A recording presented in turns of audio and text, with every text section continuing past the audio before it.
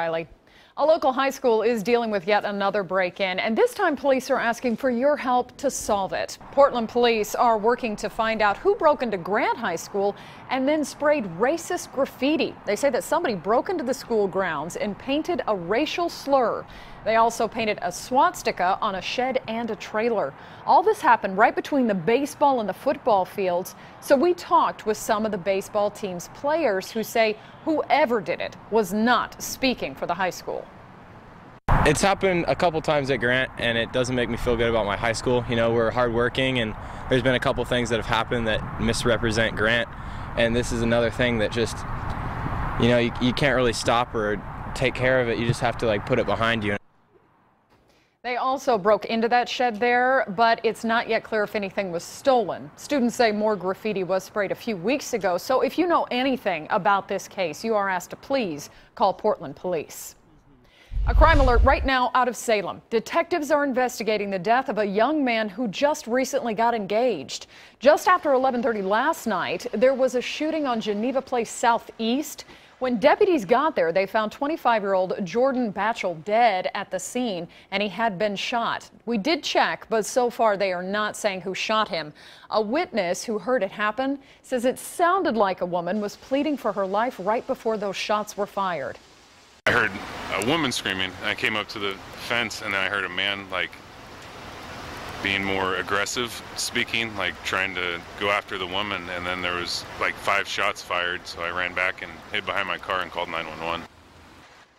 Now, his fiance's uncle was also on the scene, and he says it sounded like the shooter was the couple's roommate. Deputies have not yet confirmed that, or if anyone is in fact in custody. They're only saying that right now there is no threat to the public. We want you to know that. And of course, we're going to continue to follow up on this story for you. We do expect to get new information in the next few days. And KOIN 6 is following up on yesterday's murder at a casino in Tacoma. We now have the first look at that suspect for you. He was arrested in Salem after a long chase on I-5. He is 27-year-old Jeremy Sherlinker. You see him here. Tribal police say he shot several rounds in the air in the Emerald Queen Casino's parking lot before killing a 20-year-old man. The victim has not yet been identified, but law enforcement officers from all across Oregon and even the FBI arrested him in Salem after his car was spotted in Clark County. We're learning new information about Friday night's computer glitch that sent thousands of false reports to victims of crimes in Oregon. KOIN 6 has just learned that the system told about 8,000 people that the person responsible for crimes like murder, rape, and assault had been released. Naturally, you can imagine how scary that would be for any victim.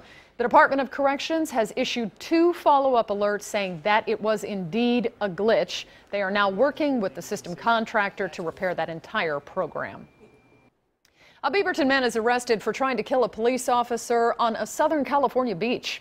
Oceanside police say 58-year-old Alan Krogan was sleeping on a bench yesterday morning when a female officer asked for his ID. He allegedly ignored her, but then lunged at her. She hit her head on a rock, and he jumped on top of her. Other officers then arrived and made the arrest, but that officer was treated and released. Only on KOIN 6, several veterans and even their families have their cars towed while attending a yellow ribbon ceremony at the Ambridge in Northeast Portland. Car and you're gonna hurt her! I'm not gonna hurt anybody. That is ridiculous! That is cell phone video that we were sent of the vehicles being taken away. We were there right after those attendees rushed out of the ceremony and were confronted by tow trucks and police.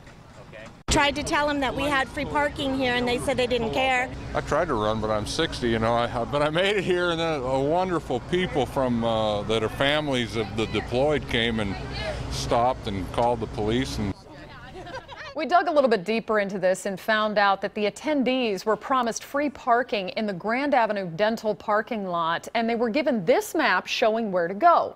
We spoke with a worker at the Ambridge who tells us she believes someone from Kaiser Dental called to have those cars towed. Of course, we reached out to them about that and to see if the parking lot is legally theirs, but they've not yet returned our calls. KOIN 6 will continue to follow up with them, but in the meantime, we have learned that all the attendees were eventually taken to their vehicles and did not have to pay those fees. Coming up, North Portlanders say enough is enough now. Their rally against gang violence. Plus, Ted Cruz for president? When insiders say the Tea Party favorite will be entering the presidential race. Of dozens of people in the Oso mudslide, how the community is remembering those victims.